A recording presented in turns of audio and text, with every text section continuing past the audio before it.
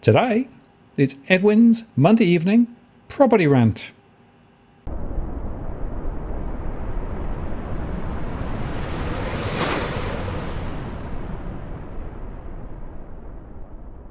Hello again, it's Martin North from Digital Finance Analytics, where I'm latest post covering finance and property news. Another Monday evening, another Monday rant with our property insider, Edwin Almeida. Hi, Edwin. How are you doing?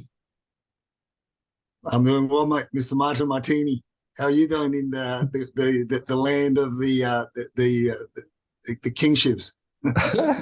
Well, I'll tell you, it's really weird. We have had over 3 weeks now of blue skies and no rain and warm temperatures. In fact, the temperatures here have been a little warmer than in Sydney at the moment. I know it's winter in Sydney, but so it's amazing. So I'd forgotten that you do actually sometimes get good weather in the UK, and I've been taking the dogs out for quite long walks and quite enjoying it. But I suspect that as summer rolls on, we're going to start getting more of the wet stuff. But anyway, it's rather nice. So I'm enjoying it at the moment. Oh, it's good. You should start posting some of those photos and tell us the stories on Twitter in photos, Martin. That's what I'm doing now. I'm just presenting photos on Twitter and just letting our followers tell the story or write the chapters that they want to write up. I mean, it's just amazing what you see out there, and I just thought I'd share images of what happens on the weekends and call it telling stories in picture form. I like it. And I like some of the titles, things like When Emotion Clouds Your Vision, Don't Wear Your Best Shoes to an Open House, and Who Cares About Waterproofing Issues? That's pretty good. Yeah, exactly. Well, look, it's all of the above, isn't it? It's really, there's so much emotion out there. It really is clouding people's vision. And I mean, when I say vision, I mean, they just look, they're looking at each other more than paying close attention to what they're inspecting. Yeah. It's just amazing. I mean, look, it is rather amazing I'm mind you, I'm amazed as how you can fit 50, 60 groups of people in a 2-bedroom apartment that's no bigger than 58 square meters, including including all the furniture. So it's crazy what you go to, and that's why I said put up there on the particular tweet. Don't wear your best shoes because you lose them. Somebody else will walk off. Somebody else will walk off with them. And I do know of stories of other people, walking away with better shoes and leaving the older ones behind. Yeah, absolutely. Well, there must be some sort of record, right, for how many visitors you get in as small a property as you can, sort of numbers of visitors per square meter or something. I suspect it's really crazy. Of course, it's not uniform across all markets. And there does seem to be something really weird going on at the moment, which is continued bifurcation between some markets going gangbusters and some markets not. But where you've got high amounts of interest, I think you're dead right. People are almost looking over their shoulder at everybody else rather than looking at the property itself, right? Who cares if it's got a few defects? Fear of missing out is back, isn't it? Look, in a big way, this is what we said. You and I spoke about what was going to happen if the numbers didn't build up, towards the end of the end of the summer months from early this year, and sure enough, as we get into autumn and winter, we end up in the colder months where the numbers naturally retreat. And this time around, there's not we're down to about 6,000 or so homes on market for sale, which is flabbergasting. I mean, it's still not as bad as 2021, but the demand is a lot higher than in 2021. So you're going to get a lot of these issues. But also, what we've got is you've got the apartments have also reduced in numbers dramatically. So there's a lot of this is where we see a lot of these crowds in open homes outside apartments in sought after areas. Sought after locations in Sydney. not necessarily your CBDs as such, but you're still in St George areas and in your inner west and your North Shore. So there is a lot of demand, and also, Martin, you've also got this progression or movement from young people looking at townhouses or homes in these areas where they can't afford anymore. Well, obviously they're going to move into and start their property journey in an apartment, and because of the numbers have been dropping so fast in the apartment sector as well, all fueled by the need for rental accommodation. So people that were thinking of selling no longer selling, and therefore keeping it, because as we keep on speaking about these particular areas that's in this transit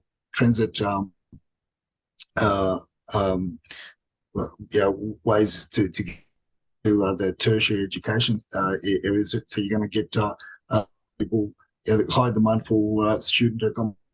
So anyway, so we'll see what happens after tomorrow's rate rise, and see if a lot of the investors in your traditional markets or your traditional areas that are renting their apartments in your traditional areas, whether or not they're going to start letting go of their investment properties, because your traditional method of obtaining a rental income for the property is certainly not meeting the repayments in a lot of cases. This is what we've been hearing over the last few weeks.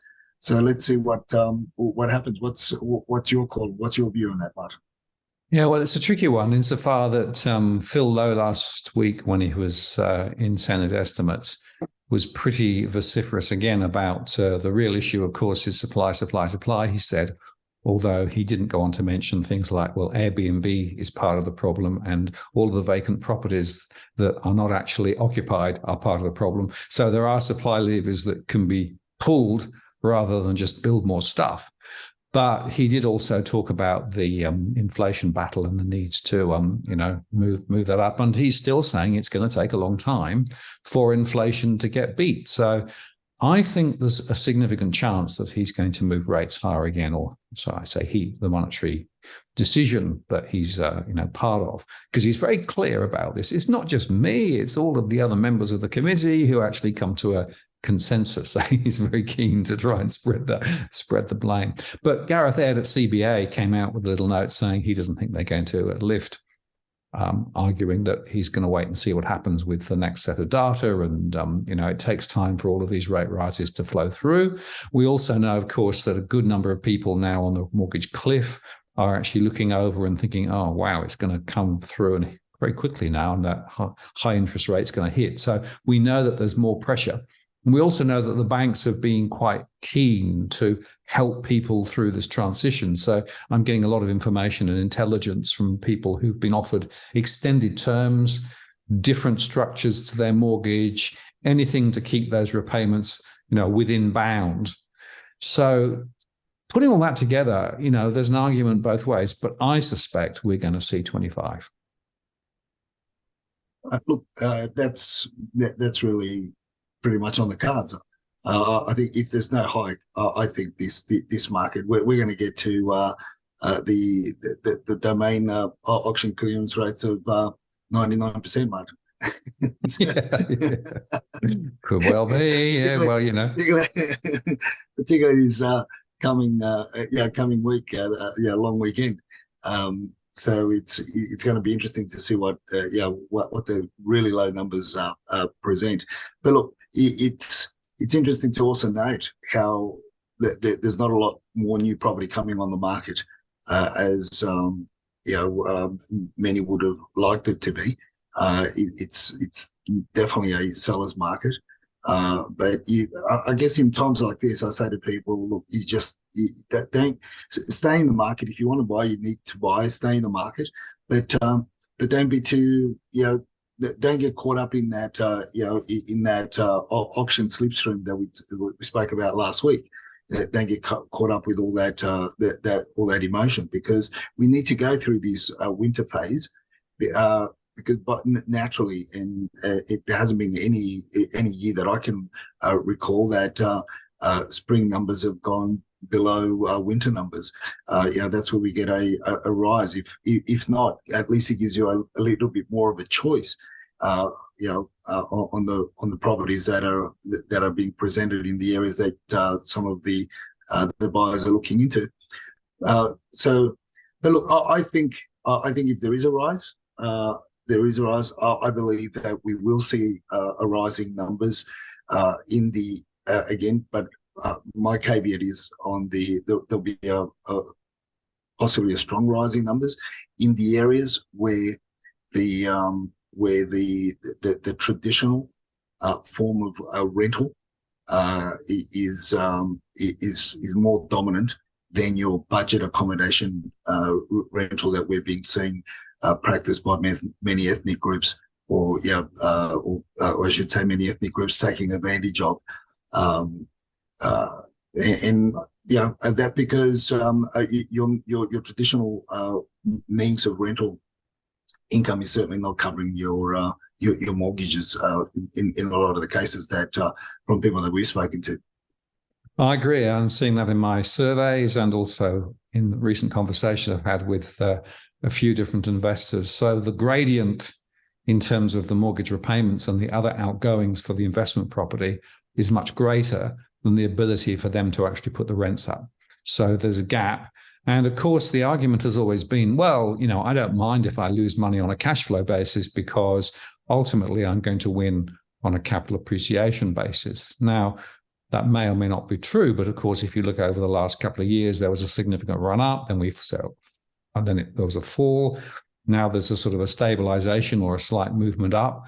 But if you do the math, unless you've been holding the property for a long, long time, actually your capital appreciation is insufficient to cover the costs that you've incurred over the last few years if you've held property. So actually more and more investment properties are underwater in net terms. Now, of course, you can offset it against income tax. And so that's another reason why some people don't look at it, because they say, well, I can still make a loss, but I can offset it against tax. So net, it's still okay. But just think about that. What people are saying is the only reason they're holding the property is because of the tax break or not, tax advantage or not they have. And what it means essentially is they're making a loss and then they're offsetting a loss against other income. So all of this is a bit of a crazy justification for holding investment property, in my view. And about 20% of property investors have shed a property over the last year or two, according to my surveys. And quite a few of those have multiple properties, so they've tended to shed the dogs. In other words, those that needed significant work, those that needed to be upgraded to be able to meet the current regulations, or indeed just those that really were actually in a poor location with poor facilities. So property investors are definitely shedding at the margin. And the question is, when does the margin move up more into the mainstream? And certainly in my surveys, I see quite a few property investors who are suggesting that if in fact rates move again, that's going to be the tipping point, because they just cannot put the rents up fast enough to be able to cover the costs. So it may be that we're going to continue to see a rise in investment property listings. That isn't necessarily going to attract everybody, but maybe that's a trend we're seeing. I've already seen it over the last few months, and it's going to continue, I think. Yeah, look, and that's what we've been talking about, obviously for a little while now. It's interesting also, Martin, that yes, people have been waiting for they'll offset the capital gains to the loss in terms of the rental income in the past. But there's another trend emerging as well, Martin, and that is that the older investors, their incomes are decreasing; they're not increasing. Yep. And you've got households that have gone from 2 income streams to 1.5, or one in a part-time one. You've got people, you've got corporations like Bunnings, which we spoke about, that they tweeted out a couple of weeks ago, where everybody was making a big song and dance about the fact that they're going to a 4-day week and everybody was going, oh, hooray, everybody else should be doing that. No, dipsticks. Not everybody should be doing that, because what all that's done. And as I've got insiders in Bunnings, in management areas as well as on the floor. I speak to a lot of people on the floor in Bunnings, and they've all told me exactly the same thing, which is the assumption that I made as soon as that news came out, and that is that all it's done, it's compressed the 5 working days into 4, but it's got rid of the casuals, because rather than doing 8 hours a day, now you're doing 10 hours a day so therefore you don't need the casuals anymore to open up early or to stay back late, because the full timers are doing that. So what I'm noticing, Martin, in a lot of areas, or some areas of Sydney, is in your older, more established areas where it's not really your typical rental market, but more your owner occupier, where there's an older still, the older generation still holding on to properties, and they may be holding on to an investment property in the Central Coast or in the your old part of the town, down south or whatever. Their incomes are shrinking, so therefore they can't afford to maintain those investment properties. So they will be letting them go, and also the investment properties that they've had for many for a number of decades. They're older properties that demand now or require a lot of maintenance. So you've got these issues also coming into the picture. So it will be interesting to see what happens within about a month of tomorrow's call. Within that the next month, the next few weeks, as to how those listing numbers stack up in specific areas of Sydney. Overall, we do the overall numbers on the show, but we also look as a business.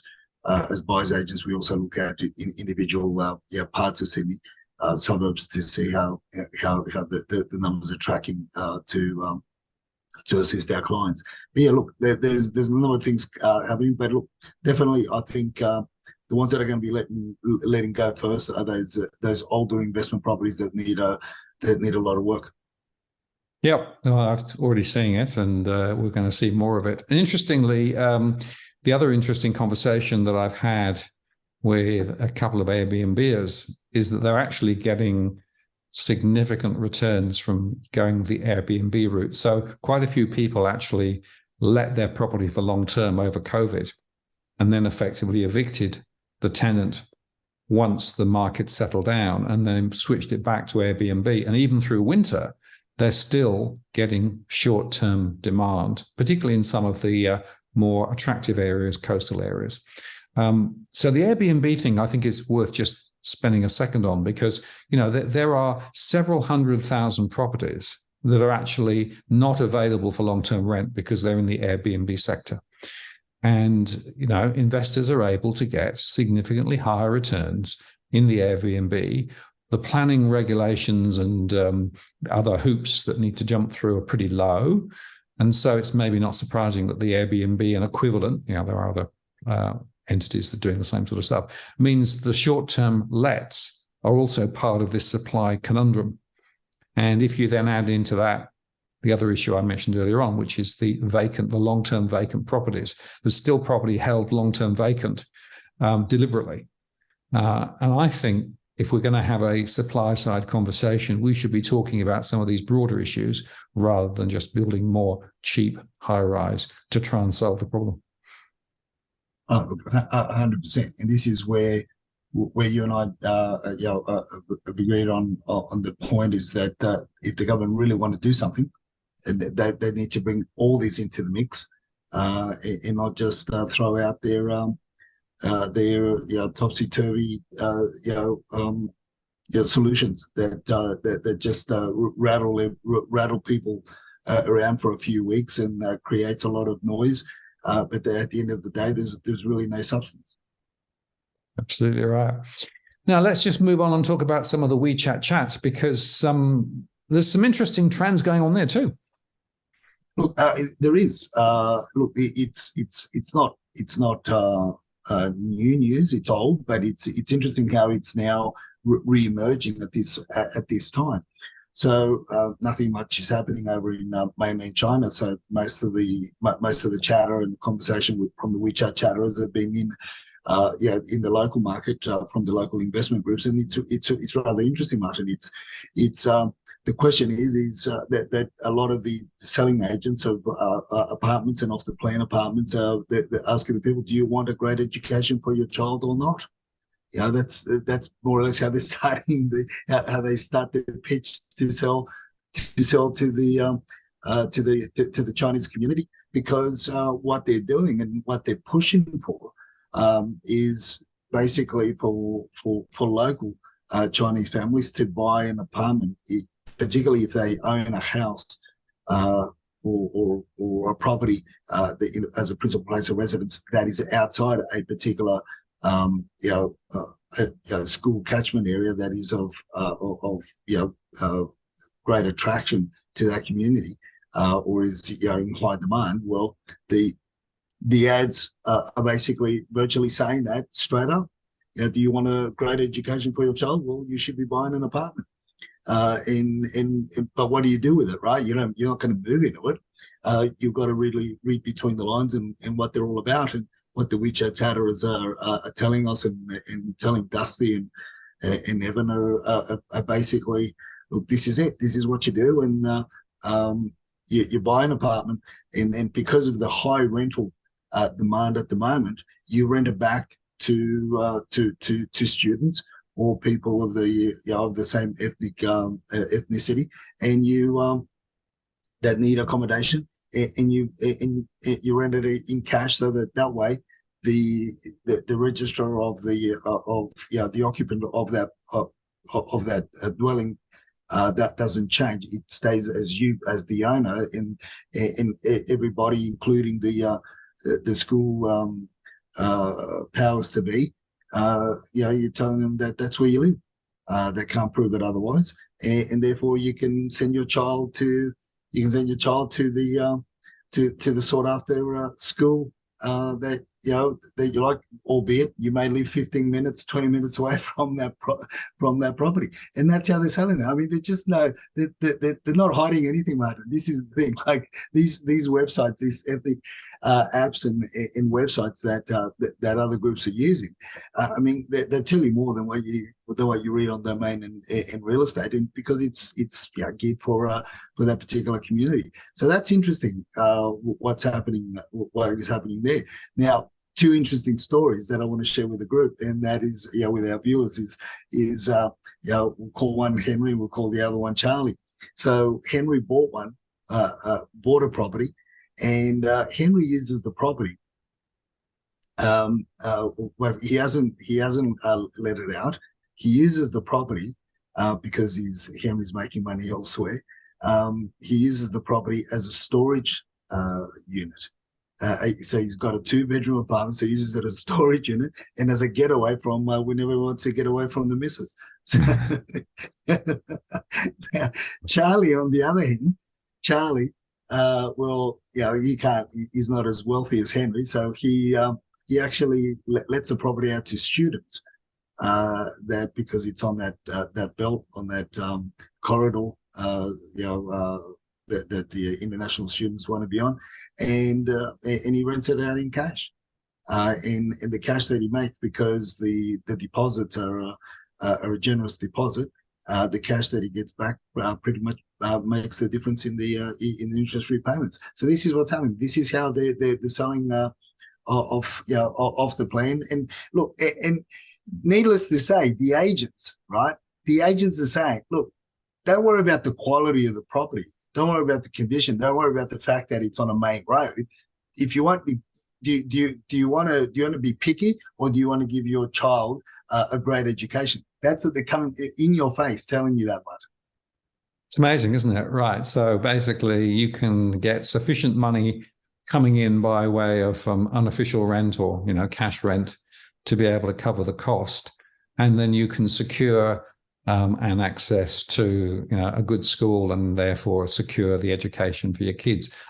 And of course, the education thing, and setting up the next generation, it's a really strong imperative, particularly for some of those migrants into the country. So there's a coherent story here, which I think is really important. But of course, again, it changes the dynamics. So, if you're a standard first-time buyer and you're competing with people who are thinking about it through this model, well, they're going to probably pay more. Of course. And this is what happens. This is why I say don't get caught up in the slipstream of that the auction slipstream, because you're the bidding slipstream, because you're going to get smashed. Your reasons for wanting to have a roof over your head are nowhere as important as theirs. So, if you want to put it that way, and they've got deep pockets. They've got a lot of them have got deep pockets, and this is creating greater demand. And you could say in a way that you could put a number of these purchases on that ledger of theoretically of vacant property, right? Because they're not being used for anything else other than bloody storage. So it's crazy. But look, that's a chatter. It's always interesting to see what the chatterers are up to, what they're discussing and talking. And as I mentioned last week, also they're obviously still hot on the hills and preparing to take a dive in more into the regional areas, because I think there's, like I've been saying, there's going to be the tide is going to reverse once people continue to hit their heads against a brick wall in the Sydney region. They're going to decide to, the traditional families are going to decide to also hightail it back to further out north, south, in the east of the west of the CBD, because things are just not affordable, and what you can get in the regions now is great in comparison to a 2-bedroom apartment even in Parramatta. Absolutely. Now things are changing quite fast, and I think this is an important trend. And I guess we might just pause for a second and say, you've made some predictions over the recent times. Let's go down some of them, because some of them have turned quite, appropriate. Others maybe less so. But let's just go through them. So one of the things you said was domain and REI are going to take up more space in the property arena. Well, they are doing that, aren't they? Look, they are, and I still think, I've still got 6 months to go, right? So yeah. This is a sort of a pulse check on the way through, right? Yeah. Yeah. But look, there's more being shared, but when they do it, look, it's inevitable. It's when you've got less numbers on market, obviously less advertising revenue. Commissions are still very attractive to the heads of REA and Domain, given the fact that, let's say, in previous years they were, the commissions across Australia were close to 15 billion, and the advertising revenue across Australia on REA and Domain was 2.4, 2.5 billion. So there's a lot of room there to move, right?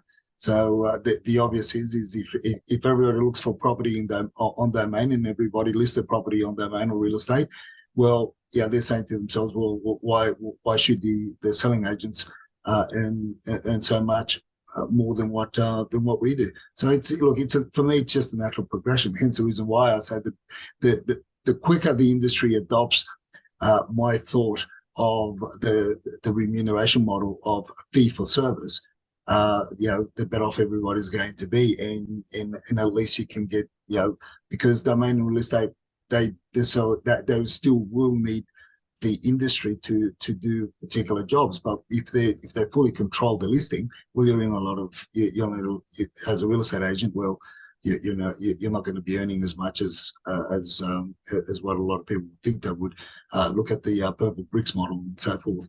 But anyway, that's just on Purple Bricks. You might be aware, you might not be aware. In the UK, Purple Bricks just got sold for a pound to a competitor. For a pound? Yeah, really? Gee, they should have listened to me. They should have listened to my advice back then. Yeah. So basically, another. Rather similar, although different model has sort of taken it over. So what they were saying was that there is still huge opportunity to move the economics of property sales the commissions are still way too high. But they also said that the purple bricks model actually wasn't executed well. So they're claiming it's an execution problem rather than actually a philosophical problem. So they're still wanting to push the fees down in the real estate sector. And they also make the point, interestingly, that the role of the portals, so we've got Rightmove here as one of the big portals in the UK, the roles of the portal mean that effectively the role of the agent has been shrunk and shrunk and shrunk. So, the question is, so tell me again what the agent is actually now doing.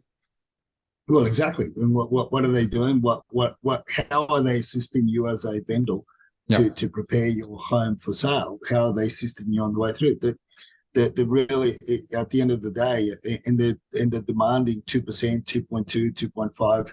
In some parts of Sydney, some are still getting your 3%. If you're not getting your 3% or your 2%, and you chopped your fee down to 1.5, or in the eastern suburbs, where you've got your $10 million properties to 0.5, but you're still, also demanding a 20, 25, 10, 15,000, 20, 25,000 marketing fee on top of that. So what are you actually doing when then you see these articles on the mainstream media of agents posting and cheering that the house was sold for a record within a week or 2 weeks or 3 weeks? Demand is so high. Why not keep it for another 1 or 2 weeks and create more demand and get even a better result for the vendor? Wouldn't that make more sense?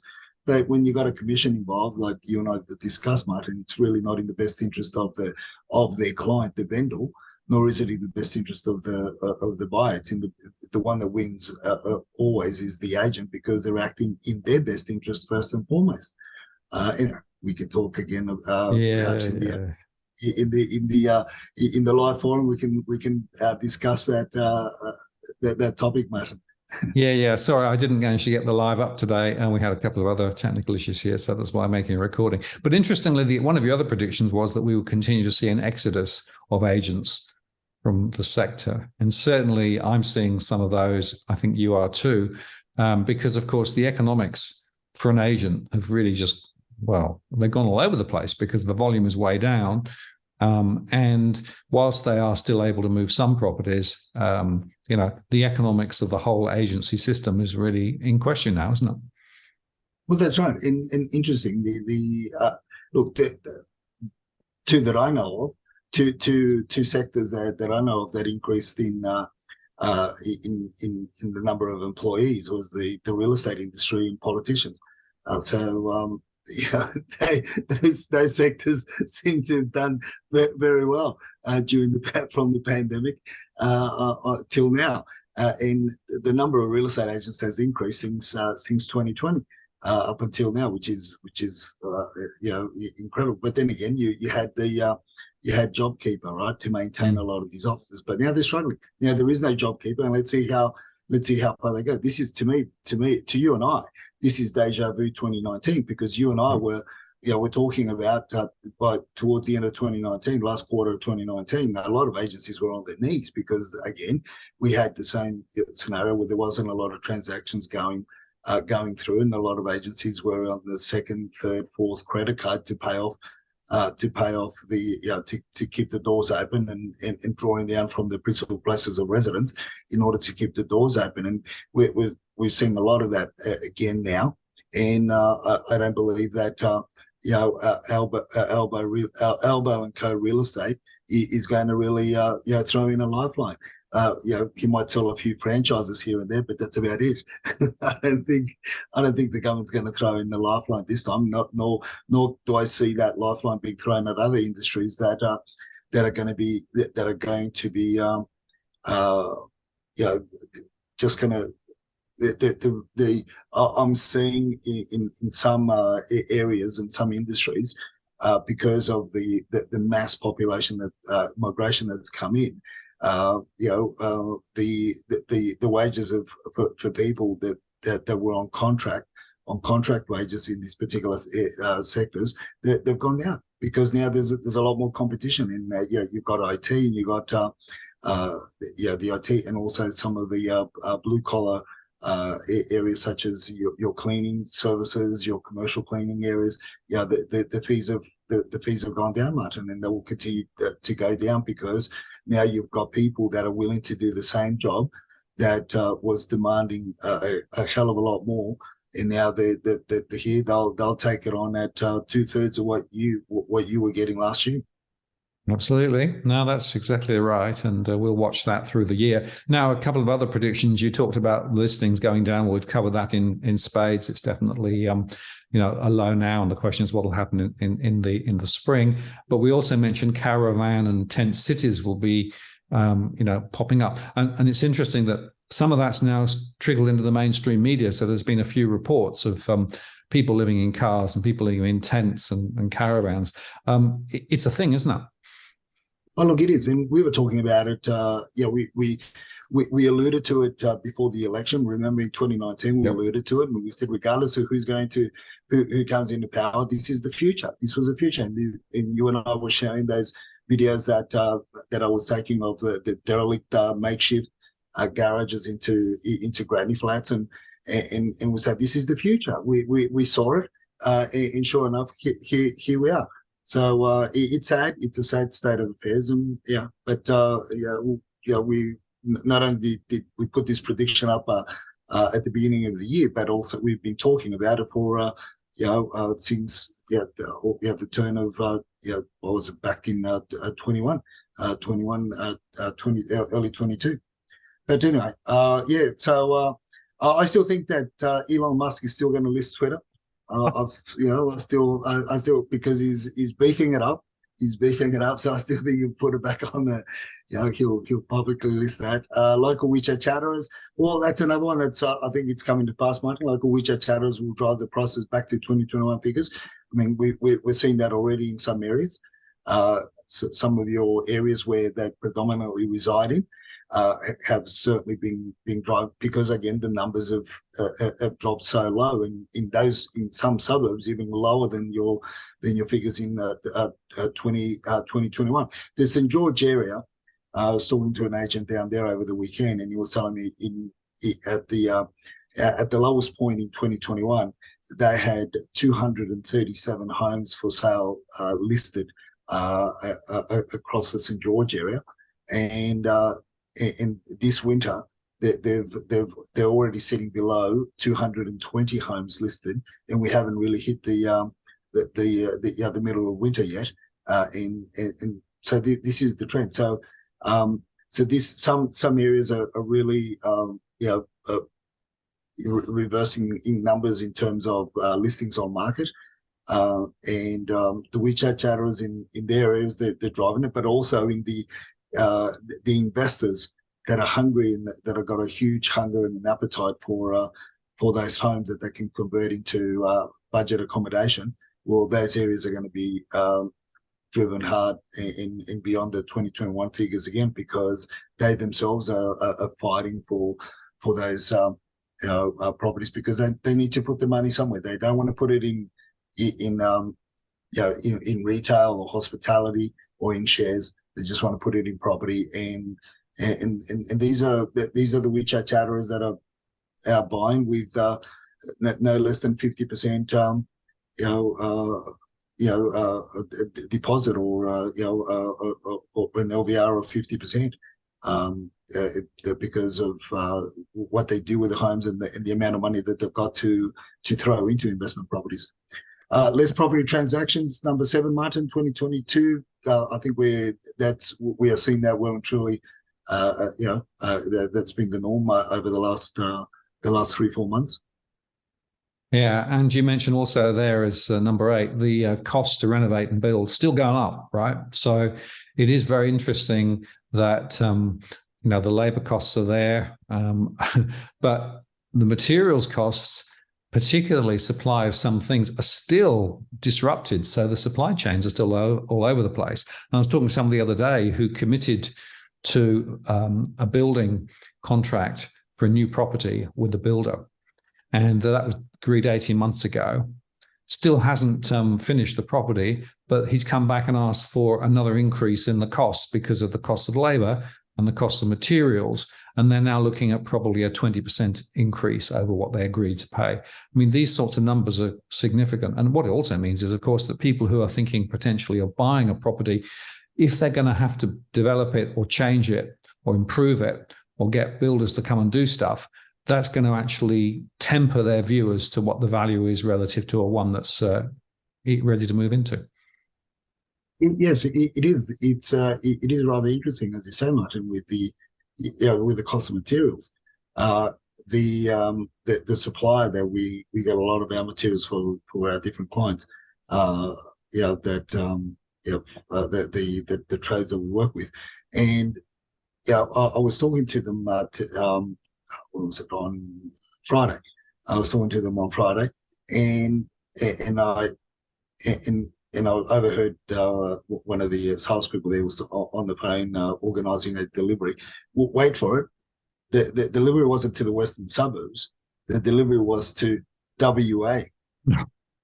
I said, "What the hell? You're delivering to WA?" He says, "Well, we've got the material that they want, and they can't get it over there. So yeah, they want to pay." They bought it and they're paying the freight, and it's because they need it. So, that's when you sort of hear that sort of stuff on the ground, it sort of really makes your ears prick up, right? And then you start you start paying attention to what's really going on. The other interesting thing, Martin, is the labour costs in terms of labour, in terms of certain aspects of the construction industry has gone down. But the how can I put it? That's not being passed on by the trades or the builder for whatever reason. Again, and this is all due to this huge migration intake. So we're already starting to note on the ground how labourers and less skilled workers, you can get them for a lot cheaper, but in a lot of cases, the builders or the senior or the head tradespeople aren't passing them on, aren't passing the savings on. They're still keeping the high prices, which is it's an interesting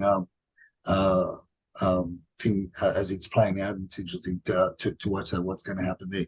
What was it? We saw the government throw out more incentives for the first home buyers. Number 10, eggs will hit $20 per dozen. I'm still convinced they will. They're sort of sitting around $8 a dozen, but I still think that they'll get closer to 20. Pet shelters, we've also spoken about that. We've seen that the pet shelters are being swamped because of the difficulty in finding accommodation, let alone finding accommodation with that's pet friendly. It's sad. Again, it's a sad state of affairs. Price of second-hand cars will drop by as much as 30 to 40%. I might fail on that one, Martin, because Tarek's used car index is bouncing back. It's not doing what it should be doing. But I'm still hopeful. I've still got 6 months to go. Well, there's still time, but shoplifting and more broadly, crime rising. Oh yeah, we've seen that all over. Our legal eagles are having to. Funny enough, in the eastern suburbs, they're having to defend. What would we once call stay-at-home housewives that are pilfering. Pilfering entire shopping carts of food. Yeah, that's where we are. Underquoting rising Sydney and Melbourne. That's it's just. I think Domain are going to be putting out an article soon about that. Again, how many articles does it take to really bring about reform in this area? I don't know. They've been writing articles and they've been doing. Yeah, the government's been bringing in all sorts of new regulations, legislation, and guidelines, but it just gets worse. Sale by auction numbers will drop by as much as 20%. Well, 25%. Well, we've seen that the numbers have really dropped down. Property's been taken to market. the prediction about Tom Panos hasn't taken up my challenge yet, so we won't talk too much about that one. China keeps on chattering. The China's chatterers are still, they keep on chattering about, they're still, preparing for mainland to walk into Taiwan, and then that's hence we haven't heard anything. We haven't heard a lot more because of the economic disruptions that they're facing. And obviously, when there's an economic downturn and a huge economic downturn and disruption, well, one of the things to distract the population from the issues at home is war, isn't it? And that's a recipe that many nations have used in the past, and I'm sure China won't have not thought about it. More pretend auctions, Martin. More pretend auctions when properties are advertised as a sale but not going to auction, only to create buyers' urgency. I think we're seeing a lot more of that. But let me tell you a story. When is an auction not an auction, Martin? Let me tell you a story by asking you a question. When do you think an auction is not an auction? Well, there are some basic things that should be in place, right? So there should be a contract of sale, right? They should have the authority to sell the property, right? And there's some basic logistics that are also required. But it sounds as though quite often people are skating around the edge. And do they have the power to sell? And do they have the contract? And if not, can it be an auction? Oh, it's crazy. There was an auction that was promoted at Wiley Park. I won't give the address. I won't give that because it potentially it could go to fair trading, right? So it was being promoted in Wiley Park, and it went through a 3-week auction campaign. I inquired about it 3 days before the actual day of the auction. I was told that it was sold. And the reason why I inquired about it, Martin, is because I was also talking to another agent that also had the listing. And when I asked the other agent, I said, but how do you have the listing for that property when it's up on domain and real estate for auction? And she looks at it and says, no, I've got the contract of sale. And I know the owner, and the owner's giving me the listing. I said, well, give me the contract of sale. The contract of sale is 3 years old. So it's not even the current contract of sale. So you've got two agents that the owner's giving, allegedly, the other agent may have a 3-year-old contract of sale again. But nevertheless, the other agent has gone all the way without an agency agreement, without even a signed auction agency agreement, has gone all the way and actually promoted the property on domain and real estate portals for auction. I mean, this is the shenanigans that's going on. And this is how desperate the industry is, Martin. This is really just highlights the desperation industry. There's another agent in the Shire that has got a property for sale on the market, again, without a contract for sale. Now, not only that, but I believe there's another agent as well. One is a local agent and one is an outside agent from this particular area in the Shire. And there's in this case, at least with this auction at Wiley Park, there was a 3-year-old contract. You could get that. You could sort of work a little bit with that. But when there's not even not a drawn up contract of sale, you really got to ask yourself the question: where do these people get the licenses to act as real estate agents? Or is it that they just don't care because they're just so desperate to get a listing and to hopefully get somebody to make a verbal offer and entice the owner to give them to formalize everything? But then, I mean, it's so upside down that the mind just boggles, Martin. But it's, for me, sitting back and analysing these two situations, it just shows me the desperation of selling agents that's out there just to get a listing, because there's, as I've been saying for many years, there's 17,000 selling agents in Sydney, in the Sydney region. There's only on average at the moment 950 transactions per week, and only a handful of those 17,000 agents, or in each area there's one or two agencies that dominate the area. The rest really just get thrown to scraps. So a lot of agents and agencies are really going hungry. So all these shenanigans are just amplified by the sheer desperation of the industry. I mean, on the one hand, you sort of think, shit, they're doing whatever it takes to put food on the table, but what do you do? I mean, the next thing is going to be, we're going to hear more stories about real estate agents and agencies dealing with the sales trust accounts, I guess. Yeah, it's probably coming, Edwin, isn't it, given everything else we know?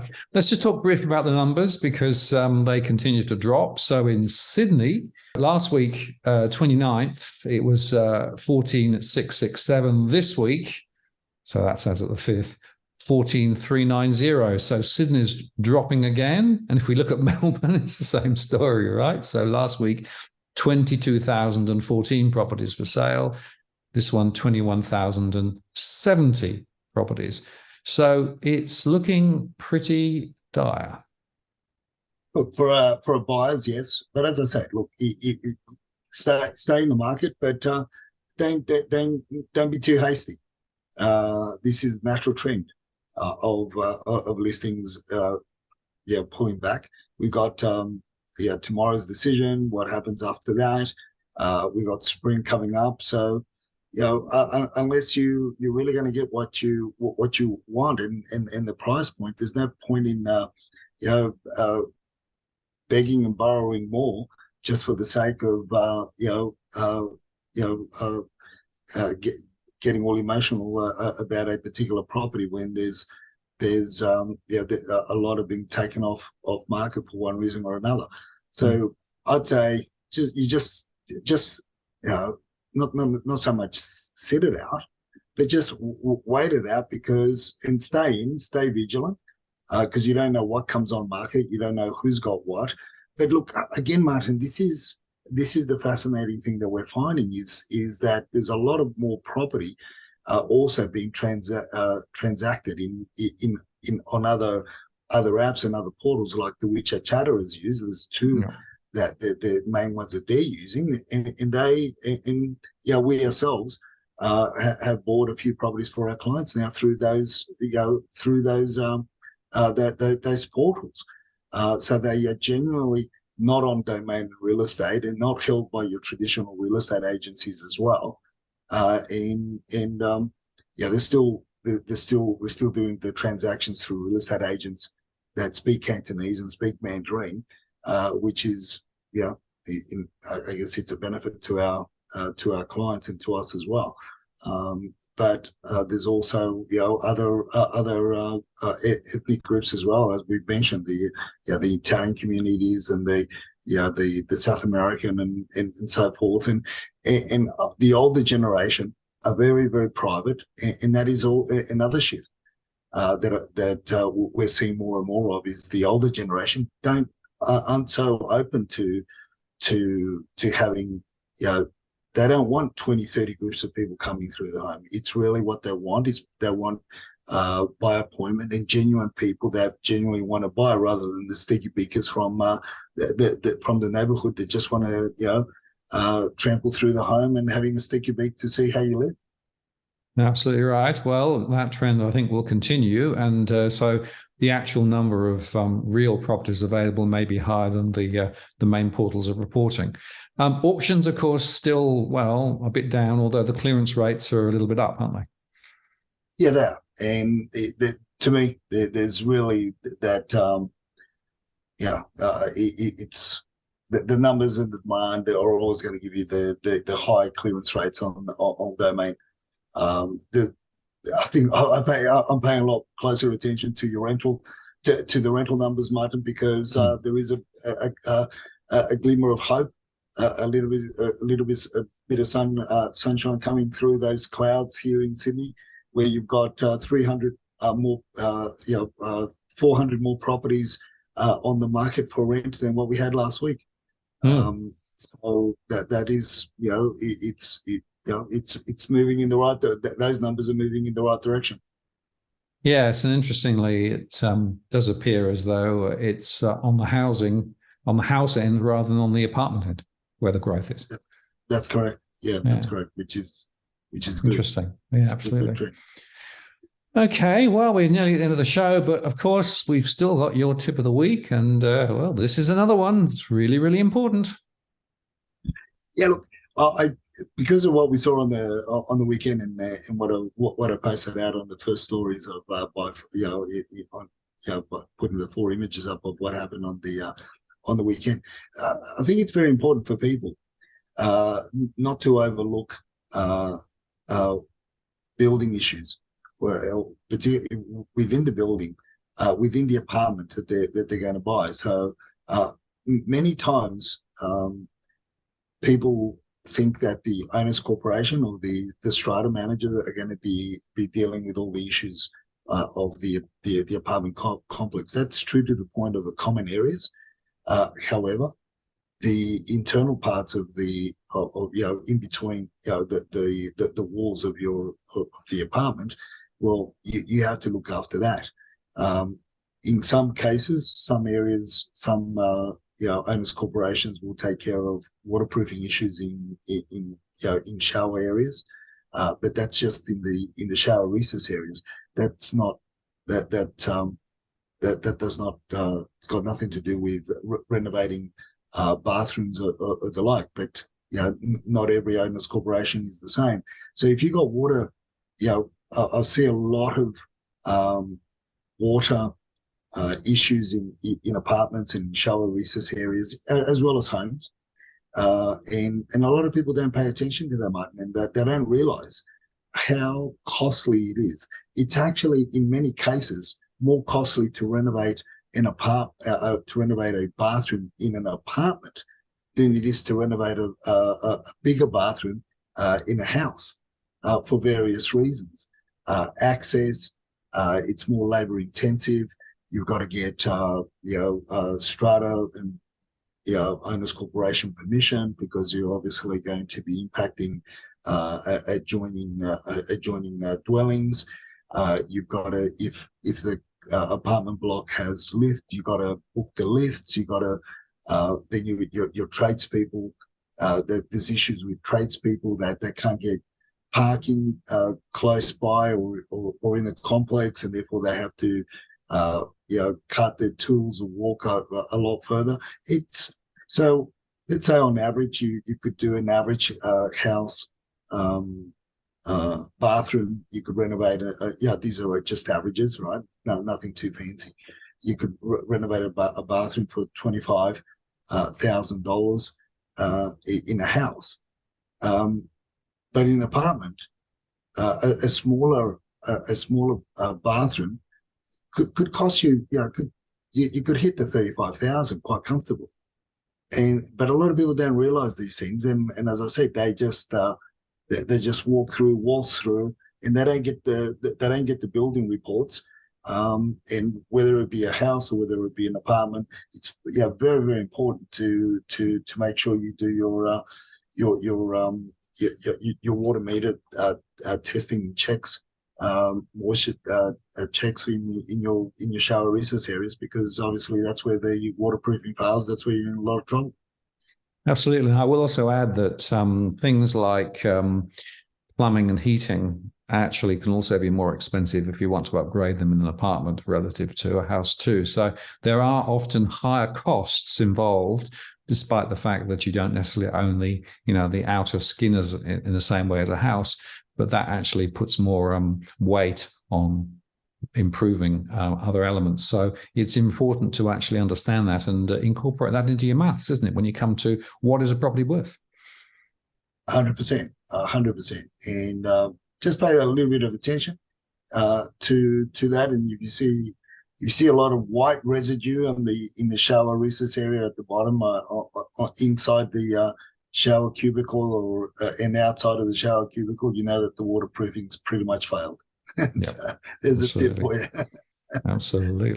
Well, Edwin, thanks once again. Always good to catch up with you, and we'll do it again. I am expecting my furniture to arrive sometime over the next 1 to 2 weeks, so there might be a little bit of a hiatus. But anyway, we will be back with another show when we can, and we will get around to doing a live one when I can get my system sorted out. But I'm still running on the smell of an oily rag here, so I really need my studio to arrive before I can get things working properly. But we'll do that in due course.